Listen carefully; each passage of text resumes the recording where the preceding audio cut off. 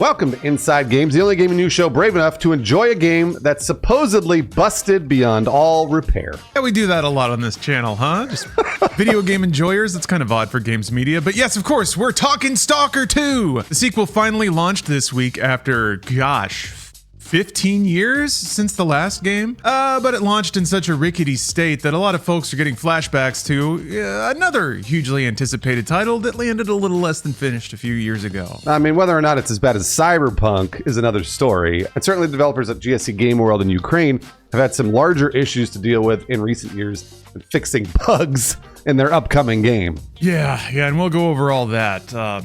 But it's been a banner week for people that love review bombing. Stalker 2 isn't the only messy launch to point and laugh at. Microsoft Flight Simulator 2024 also crash landed by selling people a game it wouldn't have let them download. Oh, man.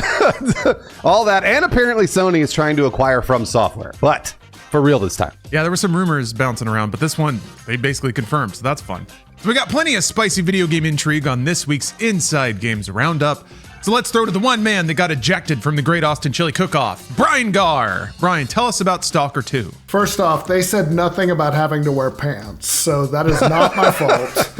But yes, the highly anticipated survival FPS Stalker 2 Heart of Chernobyl is out, and it's got issues, besides the fact that it was developed in an active war zone. Yes, the PC version currently at a 74 on Metacritic. They praise the graphics and hardcore survival ethos, but lots of bugs. A lot of bugs. Weirdly, I didn't have very many bugs. Rock Paper Shotgun's reviewer called it easily the most borked FPS I've played in years, with stuttery performance, that I had.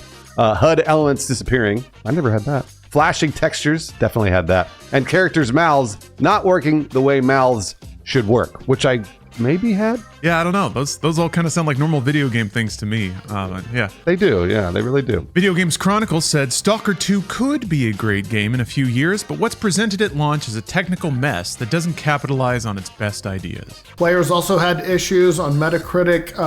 There were a lot of positives, but yeah, a lot of talk about performance on Metacritic. Weird Username wrote in their review that Stalker 2 is an unoptimized, unplayable, and completely broken game. That might be a lot. I think that's a little much. Now, in fairness, the game's developer GSC Game World had some historically difficult challenges.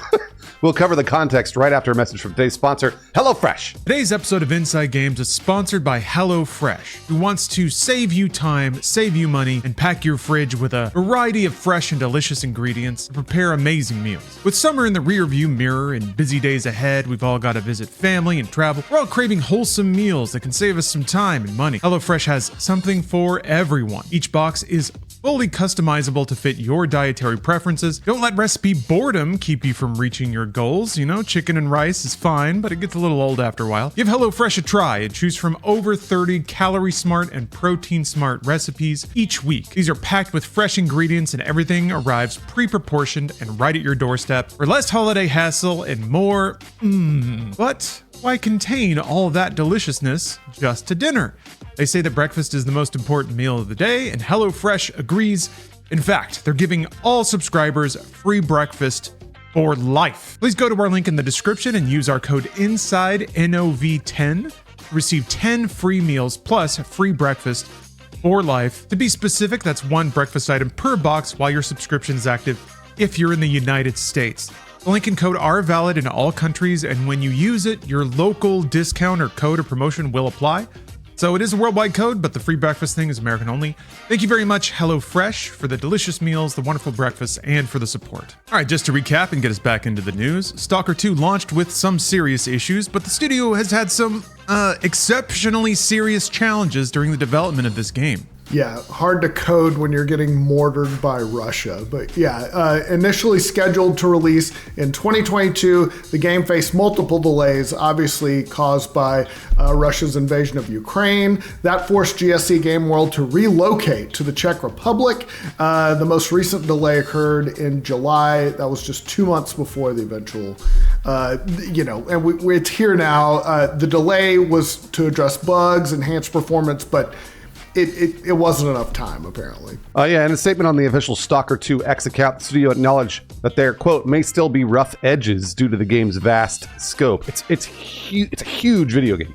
Adding, quote, we literally haven't released anything of this scale before. That's true. Yeah.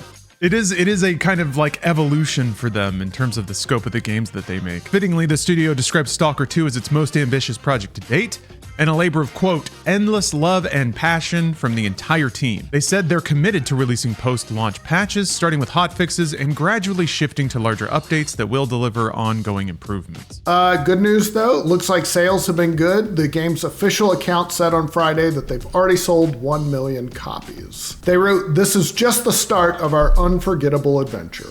Yeah, I don't know. It does feel kind of similar to Cyberpunk in that a lot of people are describing it as unplayable. Meanwhile, I'm over there having a great time. So it's a weird situation.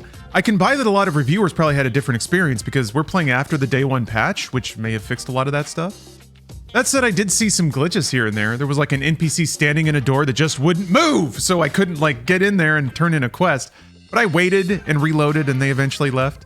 I've seen some texture flickering. I had one crash. The performance isn't great, but the game looks incredible, so I kind of treat it as a worthwhile trade-off, again, much like Cyberpunk. It's got a lot of lighting effects, and it's an open-world Unreal Engine 5 game. So this is kind of new territory, technically speaking. I think even if you do turn some stuff down, though, it doesn't run as good as it ought to, but even still, I'm really happy with it and having a really good time, and yeah, I read people's accounts of it and how terrible it is and unplayable, and I just don't know where that game is. So, I don't know. I'm pretty pleased as punch. What about you guys? How did you feel about it? Lawrence and I think have both played around the same amount of time. I played about 12 hours of it. Yeah, I mean, I had the stuttering. I think there might be a memory leak in the game. People were talking about how the longer they played, the more it stuttered. And then that did happen for me a couple of times. So I had to like relaunch the game. There was like once or twice I had to reload the save. I had a NPC that was floating above a bed. I mean, like pretty standard open world glitches, honestly, for a video game that has just launched. But this was nowhere near unplayable. Like I played for 12 hours and had a great time. I do want to maybe chalk this up to the fact that Lawrence and I are on PC and maybe people are having trouble on console. That seemed to be the major issue with Cyberpunk. So I don't want us to sound like we're just be like, oh, we're having a great time. Like we are having a great time, but also maybe it was because it was on console. If you were playing on like Series X or even, I don't think, is it running on Series S? No way, right? Maybe people are trying it on there and it might be a little rougher. And like Lauren said, the day one patch, I think helped a lot. So yeah, I feel bad for GSC Game World because it's not nearly as bad as people are saying. I don't know. That just, again, in my experience, well, that's all we've got. All I want to do is offer some kind of like tempered tone, because every time this happens, the rhetoric gets a little hot about the actual state of the game. Then again, like Bruce said, we're also on pretty beefy PCs, so I think it's a reasonable expectation if you have a PC that's come out, in the last 4 years, you should be able to play stuff. So I understand why that might be frustrating too. Although speaking of frustrations, I wanted to shout this out. There is a free documentary on YouTube called War Game, The Making of Stalker 2. And it chronicles the studio's experiences trying to make this game and what ended up being an active war zone. And that's some real human shit. I'm not saying this, I'm sure somebody in the comments is already saying like, yeah, it's no excuse to release an unfinished game. First of all, chill the fuck out. But second of all, there's real humanity behind the games that we like to talk about and in some cases argue about. And this is definitely one of those situations where knowing the story behind the game, to me, makes the game a lot more meaningful.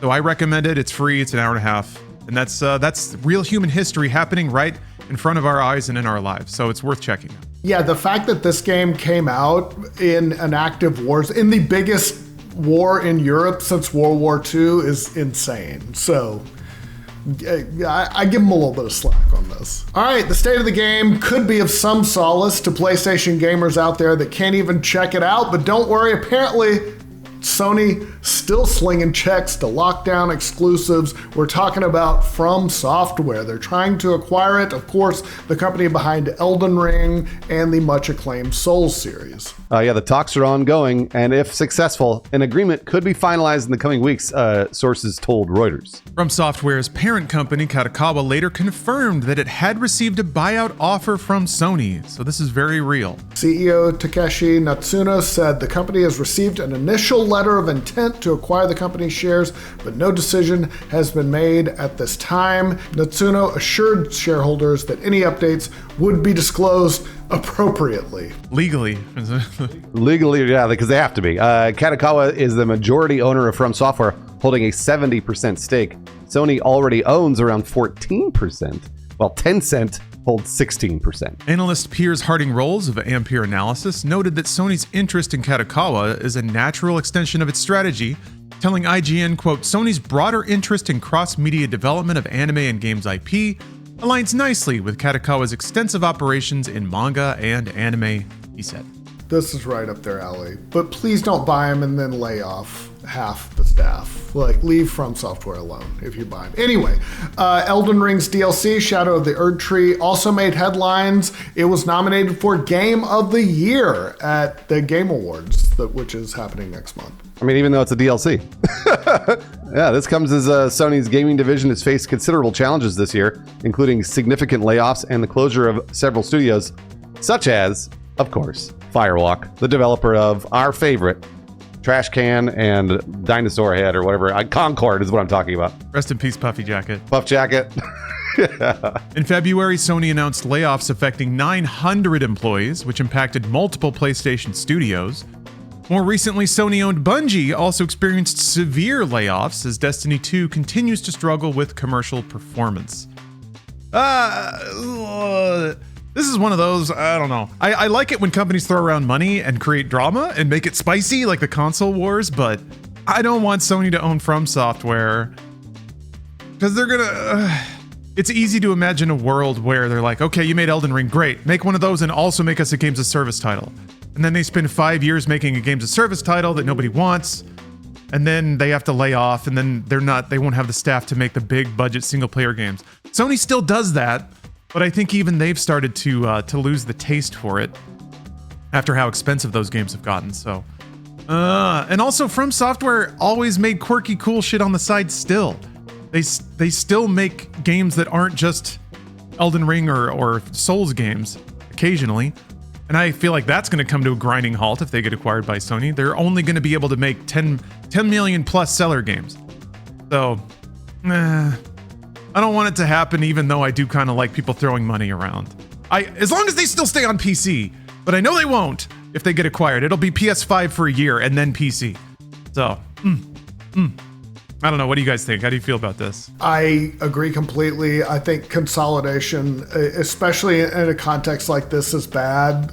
Let FromSoft just exist in their own little world and do their stuff. I feel like they perfected the AA game. That's not a huge budget, but that like hits above its weight, and Sony is gonna fuck that all up. They're gonna want more. They're gonna have to answer to shareholders, and I think it's gonna be bad. And I think it's a bad trend, and I really wish that they would get left alone. They won't, but I wish that it would happen. Yeah, this feels like they saw Microsoft acquire Activision. Well, like, we'll buy the biggest game in the world too. And then they were like, going after FromSoft. I know they've been doing it for years, but speaking of Microsoft Flight Simulator 2024 is a disaster. It has hit some turbulence with players reporting extreme loading times and missing content. Yes, the game released this week. Asobo Studios' full-priced sim now holds a mostly negative rating on Steam and, feels kind of similar to 2020, throwing back to another game that was taking us back to 2020.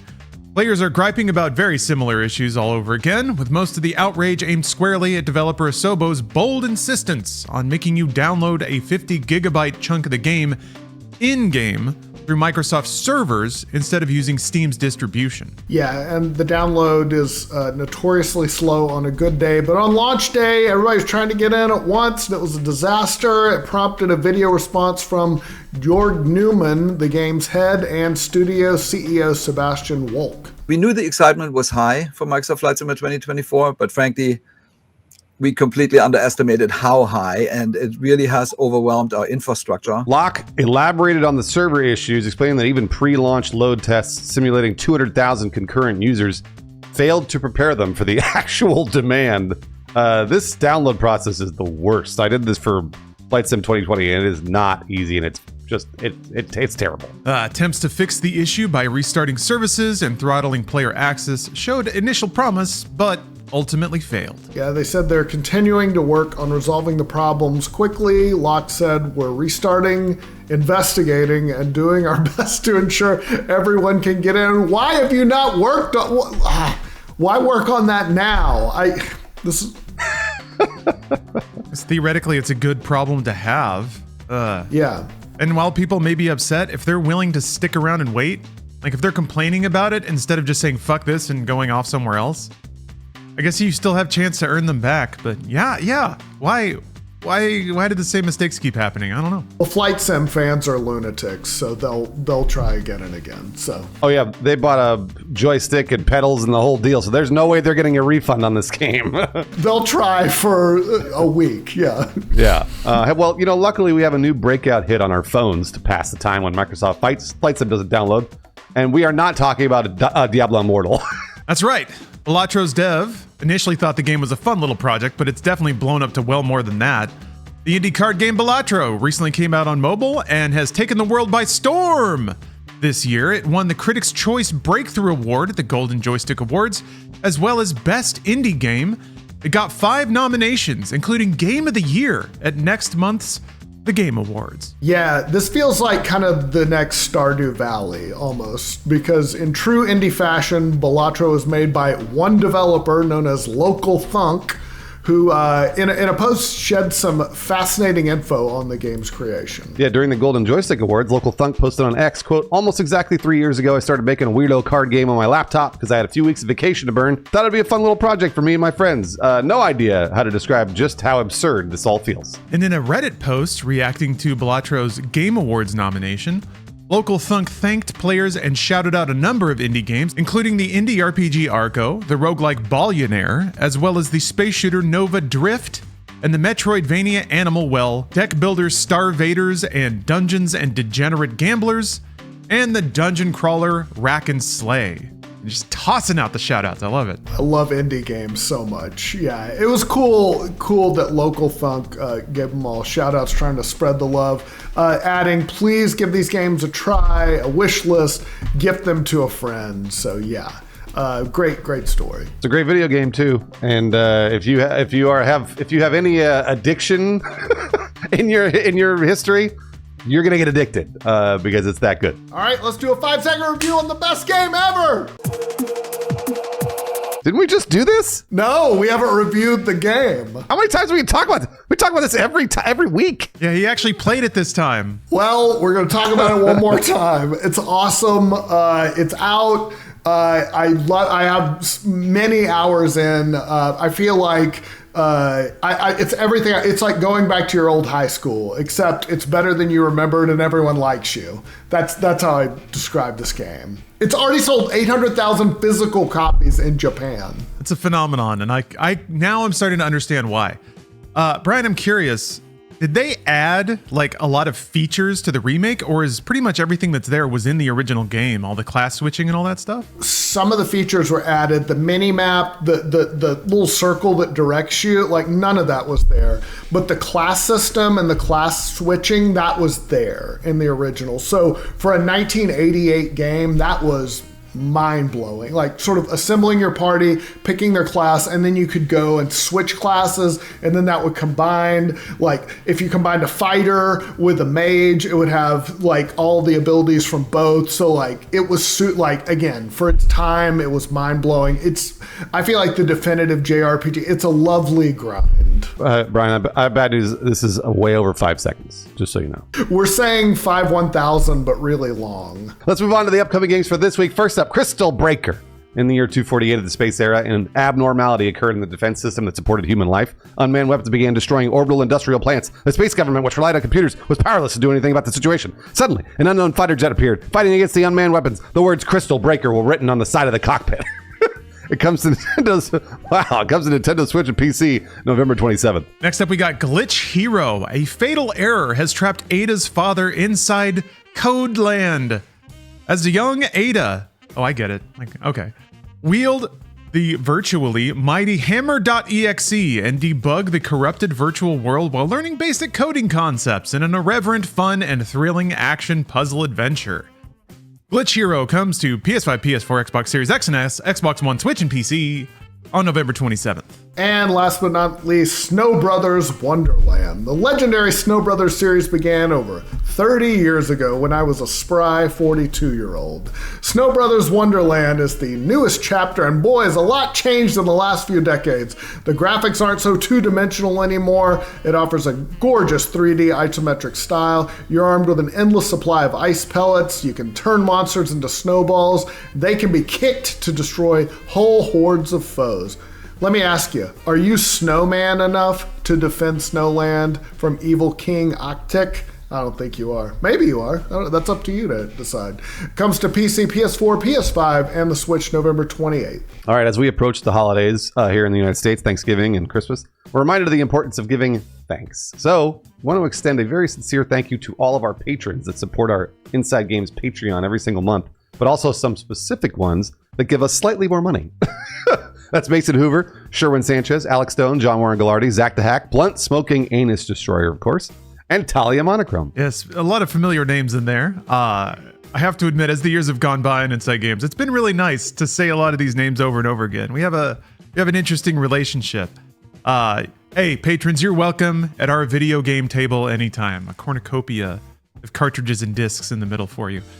I have a few more patrons to thank. Scotty Ryan, Null Test, Jonathan Lenowski, Pitstrip, Tito007, Loveless, and Keto White. From our heart to yours, thank you and happy gaming.